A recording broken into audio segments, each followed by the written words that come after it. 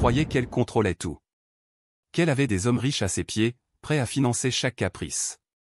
Ce qu'elle n'imaginait pas, c'est qu'ils avaient tous un point commun, et que j'étais beaucoup plus proche qu'elle ne pouvait le supposer. La fin de cette histoire n'a rien eu à voir avec ce qu'elle attendait. Moi, homme de 29 ans, j'étais assis à la table de la cuisine quand Gisèle, 26 ans, a lâché la bombe. 3 ans ensemble, et elle m'a dit ça alors que je mangeais des restes de cuisine chinoise réchauffés.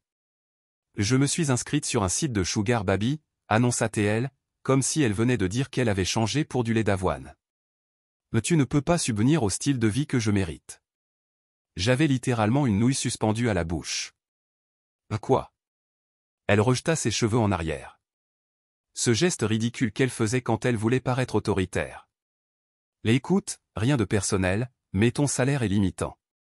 J'ai besoin de quelqu'un qui puisse vraiment pourvoir à mes besoins. Pour contextualiser, je gagne 85 000 $ par an comme développeur logiciel. Je ne suis pas riche, mais nous vivions confortablement. Gisèle travaillait à mi-temps dans une boutique, gagnant peut-être 20 000. Devine qui payait le leasing de sa BMW, ses soins mensuels au spa et sa collection de sacs de luxe. Donc, quoi? Tu sors avec d'autres hommes pour de l'argent? Ce n'est pas des rendez-vous. Elle leva les yeux au ciel. C'est un arrangement. Ces hommes comprennent la valeur de ma compagnie. L'audace. Mais je restais calme. Montre-moi ton profil. Elle rit. Pourquoi, tu es jaloux? Tu veux voir ce qu'est le vrai succès? Elle ouvrit le site sur son téléphone et me montra l'écran, avec ce sourire présomptueux. Nom du profil, Diamond Doll 95. Bio, goût coûteux. Style de vie champagne.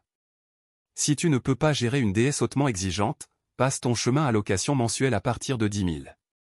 Uniquement des intéressés sérieux. Les photos étaient osées. De la lingerie que je n'avais jamais vue auparavant. Des vêtements de luxe qu'elle ne possédait certainement pas quand on s'est rencontrés. Depuis combien de temps?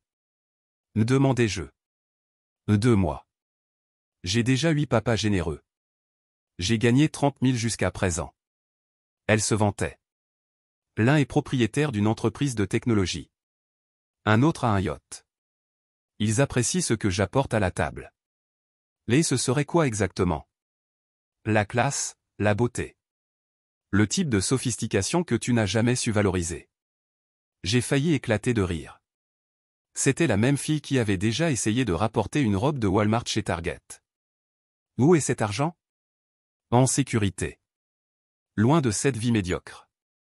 Elle se leva, prit son sac Chanel, faux, d'occasion. Je déménage la semaine prochaine. J'ai déjà payé la caution d'un appartement de luxe en centre-ville. Mes nouveaux hommes m'aident avec le loyer. Elle est sortie ce soir-là pour un arrangement. Je suis resté assis 5 minutes à digérer tout ça. Puis, j'ai souri. Voyez-vous, Gisèle ignorait tout de mon activité parallèle. Depuis 2 ans, je faisais de la consultance en sécurité, plus précisément dans la détection de fraude financière. J'avais accès à des ressources qu'elle ne pouvait pas imaginer. Plus important encore, j'avais des contacts au bureau du procureur à cause d'un dossier sur lequel j'avais travaillé. Il était temps de m'amuser. Mise à jour 1. Les gars, vous n'êtes pas prêts pour ça. Vous vous souvenez des 8 papas généreux dont Gisèle se vantait? Eh bien. J'ai passé 3 jours à créer quelque chose de magnifique. 8 profils différents sur le même site, chacun avec une histoire de fond complète. Jackson, entrepreneur en technologie, 34 ans. Dimitri, magnate de l'immobilier, 41 ans. Alejandro, banquier d'investissement, 38 ans. Kenji, millionnaire de la crypto, 29 ans. Philippe, marchand d'art, 45 ans. Rohan, chirurgien, 37 ans. Bruno, héritier d'une chaîne hôtelière, 33 ans. Gareth, gestionnaire de fonds d'investissement, 40 ans. J'ai utilisé l'IA pour générer les photos, créer de faux profils LinkedIn, acheter des téléphones jetables pour chaque identité et tout dans les moindres détails. Mes revenus en freelance ont été parfaits pour financer l'opération. Mais voici la partie géniale, je documentais déjà ces dépenses depuis des semaines. Quand elle disait avoir gagné 30 000, en réalité, elle volait dans mon fonds d'urgence. J'avais remarqué les retraits, mais je voulais voir jusqu'où elle irait. Chaque retrait était documenté, enregistré et transmis à mon avocat. J'ai fixé des rendez-vous avec elle en tant que chacun des 8 profils. Les messages qu'elle envoyait, mon Dieu, quel niveau d'arrogance. À Jackson. Le baby, j'ai besoin de 5000 pour une journée shopping. Une déesse comme moi ne devrait pas porter des vêtements de grande surface. À Dimitri. Mon loyer est de 3000 ce mois-ci. Je sais que tu comprends qu'une femme de mon niveau a besoin d'un environnement adéquat. À Philippe. Il y a un bracelet Cartier qui serait parfait sur moi. Juste 8000, ce n'est rien pour toi, non? Chaque persona que j'avais créé avait un style d'écriture différent. Elle jonglait avec les conversations comme une professionnelle, envoyant des photos en lingerie, promettant l'exclusivité. La meilleure partie? Chaque dollar que j'envoyais était marqué. Littéralement. J'ai travaillé avec mon ami détective, 3, qui me devait une faveur. Nous avons utilisé des billets issus d'une saisie récente, photographiés et catalogués. Totalement légal dans le cadre d'opérations contrôlées avec autorisation. 3 jours plus tard, elle m'a envoyé un message. Le vrai moi. Je déménage demain. Mon nouvel appartement est incroyable. Tu n'aurais jamais pu. J'ai répondu. Cool. Bonne chance. Elle m'a envoyé un selfie de son nouvel appartement. Mais j'ai reconnu, c'était un hôtel. La caution qu'elle avait payée? Mon argent, volé, croyant qu'elle obtenait davantage de la part de ses supposés sugar daddy. Pendant ce temps, Alejandro demandait. Baby, pouvons-nous nous voir jeudi? Je veux vraiment te gâter. Elle, bien sûr. Où veux-tu que je te rejoigne, Alejandro?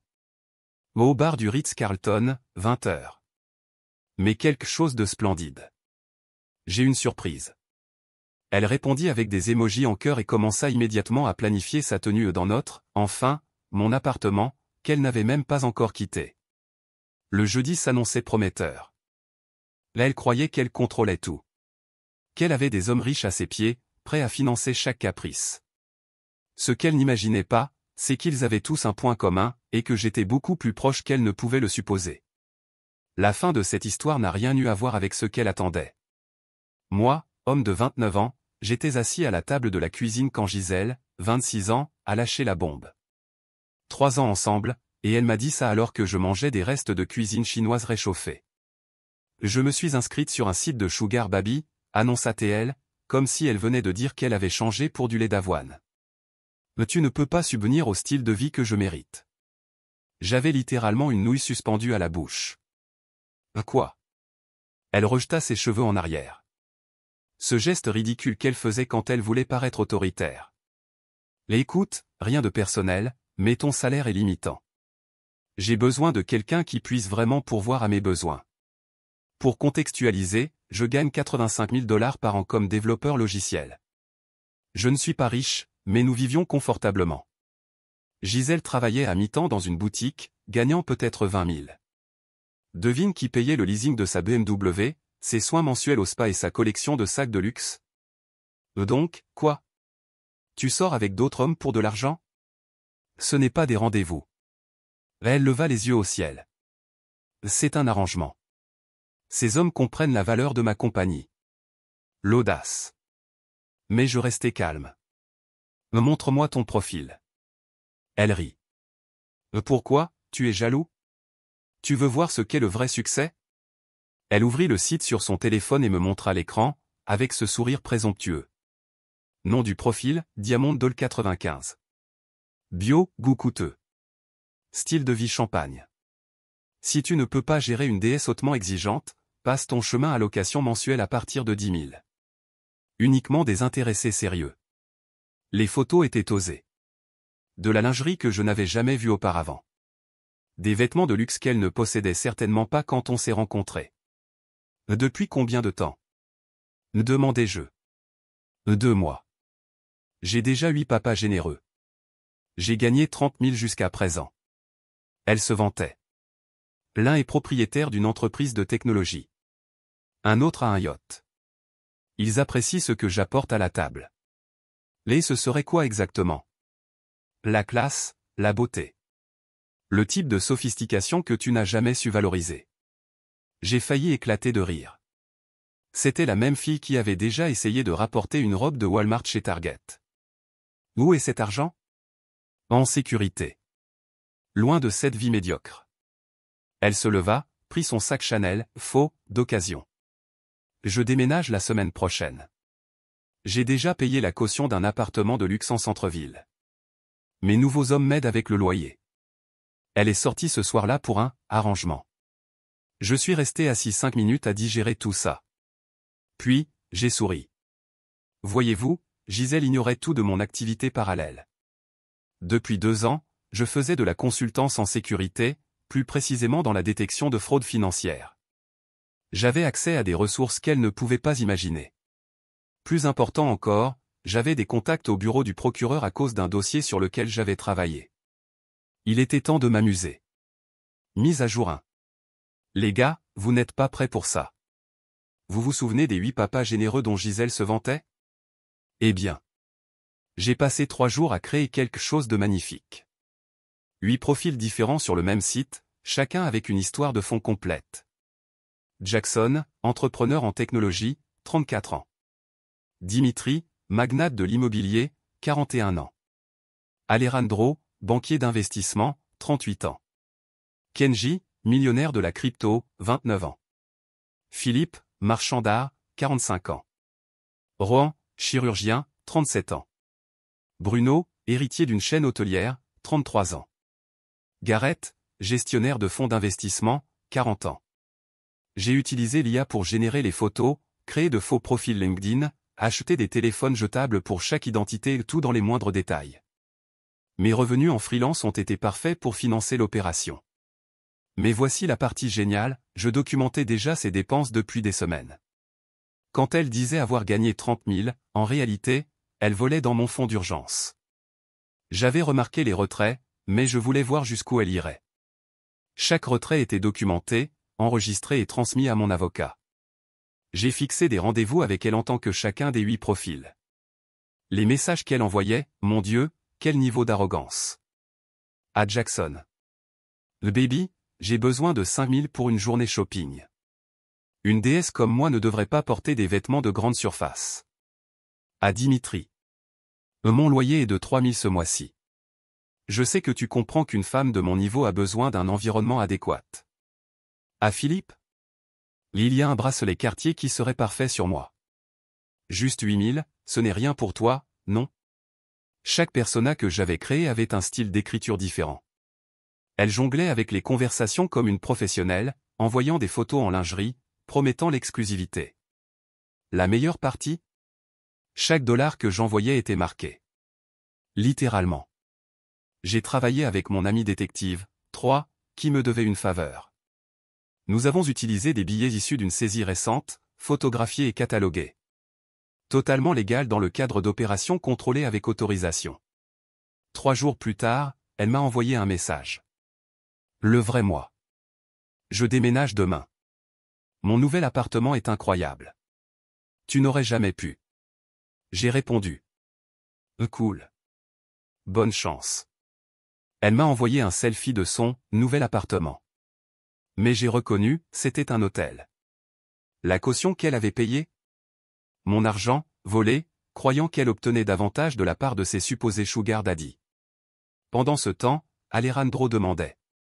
Baby, pouvons-nous nous voir jeudi? Je veux vraiment te gâter. Elle, bien sûr. Où veux-tu que je te rejoigne, Alejandro? Au bar du Ritz-Carlton, 20h. Mais quelque chose de splendide. J'ai une surprise. Elle répondit avec des émojis en cœur et commença immédiatement à planifier sa tenue dans notre, enfin, mon appartement, qu'elle n'avait même pas encore quitté. Le jeudi s'annonçait prometteur. Mise à jour 3. 2 semaines se sont écoulées depuis l'arrestation et, mon ami, le cirque de sa famille s'est enfin montré. D'abord, sa mère, Diane, m'a appelé en pleurant. Pas pour s'excuser, non. Elle pleurait parce que j'avais ruiné l'avenir de sa fille. Elle était juste confuse. Les jeunes commettent des erreurs. Et Diane, elle a volé 30 000 $. Tu gagnes ça en, quoi, 4 mois? Ai-je répondu. Ce n'est pas comme ça que fonctionne le vol, Diane. Tu aurais simplement pu la laisser partir. Pourquoi fallait-il impliquer la police? Elle a volé 30 000 $. Arrête ton cinéma. Tu as récupéré l'argent, non? En réalité, non. La plupart avaient déjà été dépensés. Mais Diane n'avait pas besoin de le savoir pour l'instant. Puis ce fut le tour de sa meilleure amie, Lucia. Elle est apparue à mon appartement à 23 heures, ivre de vin, exigeant que je retire les accusations. Tu es vraiment pathétique, dit-elle en articulant mal. Gigi essayait juste de s'élever, et toi tu n'as pas supporté. S'élever? Pensais-je. Elle a commis un vol qualifié. Elle explorait ses options. Les hommes font ça tout le temps. Les hommes volent 30 000 et appellent ça d'explorer leurs options. Tu comprends? Les hommes riches échangent constamment leurs épouses contre des modèles plus jeunes. Ok, mais d'habitude, ils ne volent pas d'abord leur propre conjoint. Tu déformes tout. Elle a dit que tu étais contrôlant, que tu surveillais ses dépenses. Probablement que c'est de l'abus financier.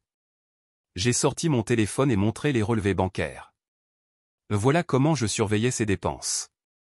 Regarde, 3 000 chez Nordstrom, 2 500 chez Chanel, 4 000 en retrait d'espèces, tous à tirer de mon fonds d'urgence. Lucia plissa les yeux en fixant l'écran. Alors, tu aurais dû gâter ta femme avec de l'argent. Elle a volé? Tu es impossible. Elle est sortie furieuse, mais pas avant d'avoir essayé de donner un coup de pied à ma porte. Raté. Elle a frappé le mur. Puis elle est partie en titubant, en hurlant des insultes. Mais le sommet de l'absurde est venu de Gisèle elle-même. Elle a appelé depuis la prison, avec son unique coup de fil. Pas pour s'excuser, ni pour expliquer mais pour négocier. Ok, voilà ce qu'on va faire, commença-t-elle comme si elle dirigeait une réunion de conseil d'administration. Tu vas retirer ces accusations ridicules. Je vais te pardonner pour le coup du catfishing et on repart à zéro. Tu me pardonnes. Tu vas me pardonner. Non. Ai-je répondu. Tu m'as humilié. Cette scène au Ritz-Carlton était totalement inutile. Tu as volé 30 000 $. Oh mon Dieu. Arrête de répéter ce chiffre comme si ça voulait dire quelque chose. Tu avais de l'épargne. Avait. Bref. Écoute, si tu ne retires pas les accusations, je vais dire à tout le monde que tu es un psychopathe abusif qui m'a tendu un piège. Bonne chance avec ça depuis ta cellule. Je suis sérieuse. Je vais détruire ta réputation. Je dirai à ton travail que tu es un prédateur qui profite de femmes vulnérables. Vulnérable? L'ai-je rétorqué. Tu t'es toi-même proclamé déesse qui méritait mieux que ma vie médiocre. Hors contexte. J'ai les messages. Dit-elle. C'était privé. La gymnastique mentale était digne des Jeux Olympiques. Gisèle, tu es accusée de vol qualifié. Tu risques 3 à 5 ans.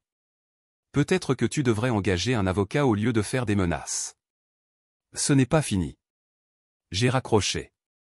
Le lendemain, son avocate commise d'office m'a appelé. Elle semblait épuisée. Monsieur Morrison, je vais être franche. Votre ex est difficile. Pas étonnant. Elle insiste pour dire que c'était un malentendu. Elle affirme que l'argent était un cadeau. Un cadeau que j'ai signalé comme volé avant même qu'elle le dépense. Oui, elle ne comprend pas cette partie. Elle veut aussi vous poursuivre pour souffrance émotionnelle. Pour avoir créé de faux profils afin de manipuler ses sentiments, ce sont ses mots. Elle avait déjà volé avant que je crée ses profils. Ai-je répété plusieurs fois. Elle dit que c'est sans importance. Comment le vol peut-il être sans importance dans une accusation de vol? Un soupir lourd de l'autre côté de la ligne. Monsieur Morrison, entre vous et moi, acceptez un accord si on vous en propose un. Ce procès sera épuisant. Pendant ce temps, je recevais des messages d'hommes au hasard. Apparemment, Gisèle avait donné mon numéro à d'autres matchs avant son arrestation. Ces gars étaient furieux. Et, c'est bien le copain de Diamond Doll 95. Elle me doit pour les cadeaux que je lui ai envoyés. Où est Gisèle? On avait un arrangement. Ta copine m'a escroqué de 2000. Attends, quoi? J'ai découvert que mademoiselle jouait sur 2 tableaux. Tandis qu'elle acceptait mes billets marqués en tant que 8 sugar daddy différents, elle parlait aussi à de vrais gars, prenait leur argent puis disparaissait. Un type, Frédéric, est même venu me rencontrer pour un café et expliquer, elle avait dit qu'elle avait besoin de 3000 pour l'opération de sa mère. Il a envoyé, puis elle l'a bloqué. Sa mère était prof de yoga. Très en forme. Elle avait aussi essayé avec mon frère, avec l'excuse d'un sable différent. Un truc à propos de fuir un ex violent. Laissez-moi deviner, j'étais l'ex violent. Exact. Et il disait que je contrôlais tout son argent et que je la frappais. Je ne l'ai jamais touchée. Bon, maintenant je te crois, m'a dit mon frère après avoir vu les preuves. Mais elle était convaincante. Elle pleurait en visioconférence, montrait des bleus. Des bleus? Vais-je insister? Il m'a montré des captures d'écran. Elle avait effectivement des ecchymoses du CrossFit. Je le savais, parce que je payais cet abonnement et qu'elle avait posté sur Instagram le même jour à propos d'un entraînement intense. Combien elle vous a soutiré en tout? L'ai-je demandé. Frédéric a pris son téléphone, a fait quelques calculs avec son frère. Entre nous, environ 8000. Jésus, ai-je soufflé. Et puis il a ajouté. Il y a même un groupe sur GroupMe, attends. Il m'a ajouté à un groupe appelé Diamond Doll 95 victimes. 23 membres.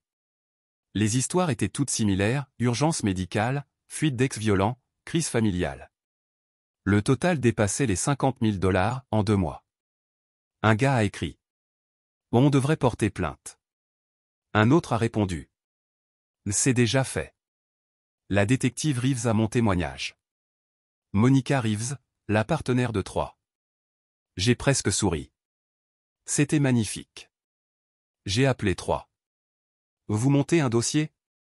Mec, ton ex fait maintenant face à des accusations fédérales. Fraude électronique inter-État. C'est le terrain du FBI. Le FBI. 3 des mecs venaient d'États différents. Elle avait utilisé des virements électroniques. C'est fédéral. L'univers servait la justice avec un supplément de sauce. Mise à jour finale 6 mois plus tard. Jour du procès. Gisèle avait obtenu une libération sous caution d'une manière ou d'une autre. Sa mère avait fait une deuxième hypothèque et passé son temps à tenter de reconstruire l'image de sa fille. Elle avait créé un blog intitulé Survivre à l'abus financier, mon histoire, je n'invente rien. Elle publiait quotidiennement sur la façon dont les hommes utilisent l'argent comme arme et comment sa fille était victime d'une manipulation systématique. Elle avait réussi à obtenir une 12aine d'abonnés. 3 étaient des bots. Elle avait aussi essayé de lancer une cagnotte. En fait non, même pas. Elle a créé un fonds de soutien sur une application douteuse. Elle a récolté 37 $, probablement tous versés par la mère. Le jour du procès, Gisèle est arrivée dans un costume sobre, les cheveux relevés en chignon, maquillage discret, incarnant la victime à fond. Son avocat, toujours le défenseur public épuisé, a tenté d'arguer une aliénation mentale temporaire. Mademoiselle Hoffman traversait une crise de santé mentale induite par le stress financier et la manipulation émotionnelle. La procureure, une femme incisive nommée Tamara, n'a pas laissé passer. Votre honneur, Mademoiselle Hoffman a fraudé de manière systématique 23 hommes en l'espace de 2 mois, volant plus de 80 000 $ au total. Elle a inventé des mensonges élaborés, des urgences fictives et des accusations d'abus fabriqués. Ce n'était pas de la folie passagère. C'était un plan d'affaires. Ils ont diffusé des enregistrements des appels passés depuis la prison par Gisèle. Oui, elle en a fait plusieurs. Dans l'un d'eux, à Lucia. Ma pote, quand je sortirai, je lancerai une ligne de maquillage pour femmes accusées à tort. Toute cette expérience a été tellement traumatisante mais aussi inspirante. Je pense l'appeler Innocent Glow. Le juge s'est massé les tempes. Puis sont venus les témoignages de caractère. Diane est montée à la barre. Ma fille est une bonne fille qui voulait juste de belles choses.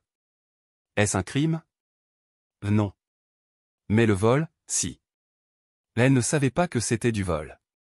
Elle pensait que les hommes lui faisaient des cadeaux. Des hommes qui n'existaient pas. Bon, elle ne le savait pas.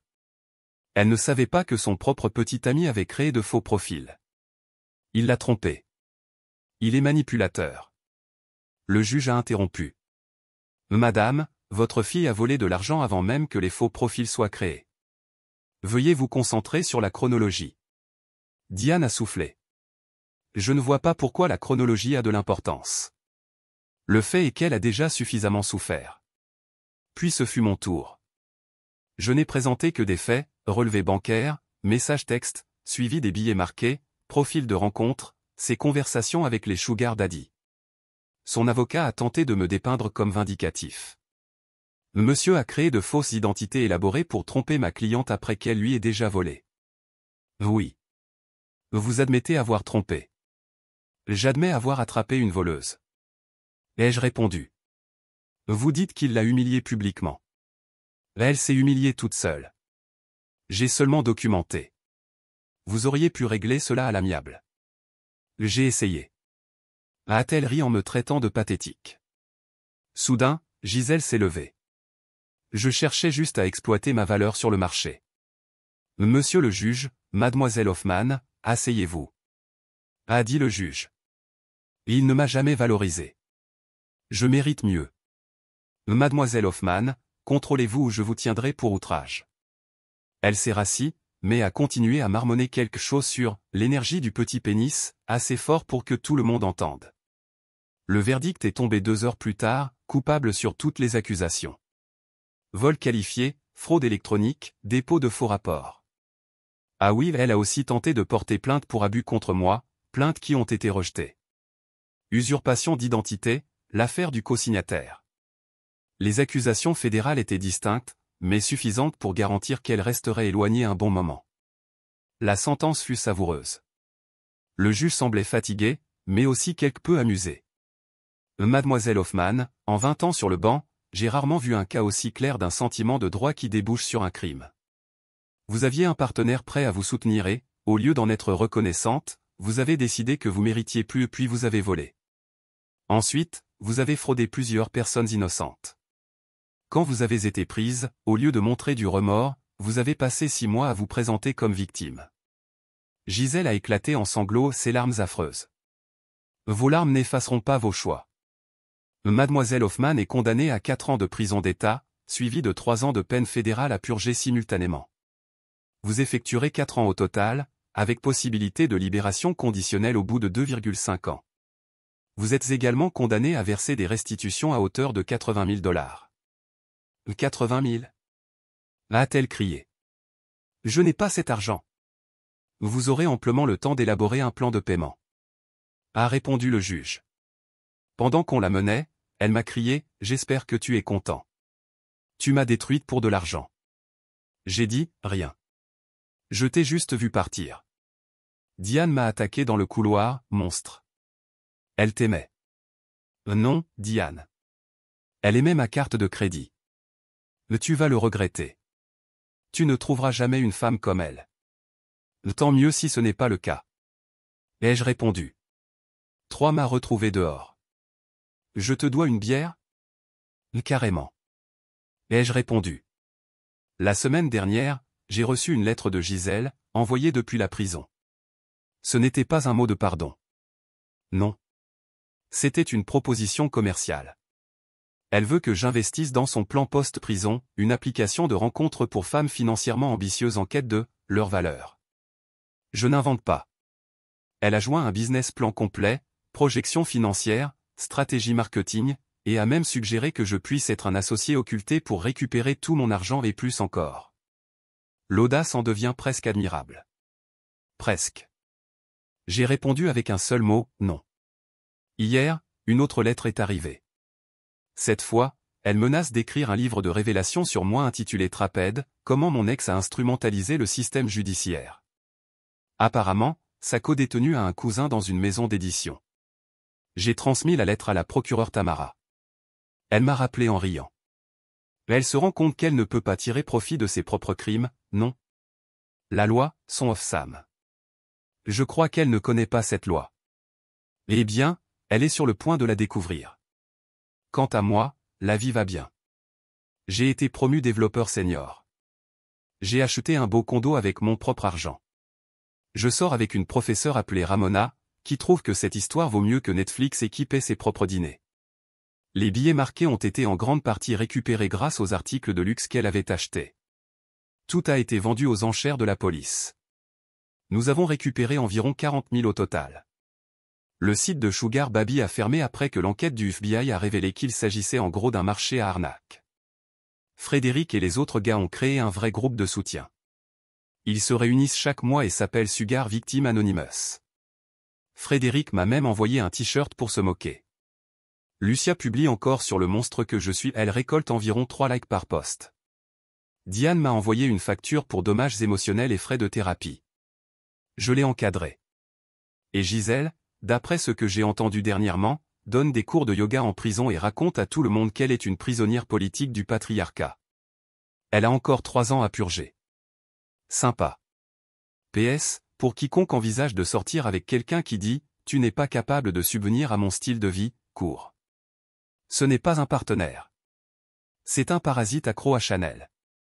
PPS, non, je ne vais pas révéler le nom du site de Sugar Baby ni les détails du coût des billets marqués. N'essayez pas ça chez vous. Trouvez un avocat et impliquez correctement les autorités. Si quelqu'un vous vole, Gisèle, si tu lis ceci depuis la bibliothèque de la prison où ta mère te passe le bonjour et veut récupérer sa maison. Commentaire Madame Reddit. De Sugar Baby, entrepreneuse, à prof de yoga en prison, Diamond Doll 95 a décroché un MBA en mauvaise décision. Sa mère a hypothéqué sa maison, son ami ivre a tenté de négocier, le blog de victime a obtenu 12 abonnés, dont 3 bots, et le projet Innocent Glow est resté coincé dans PowerPoint.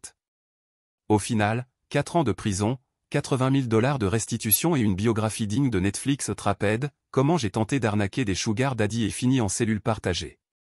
Tu n'as pas perdu une petite amie, tu as gagné la paix, un t-shirt de la SVA et la certitude de ne plus jamais payer le crossfit de quelqu'un d'autre.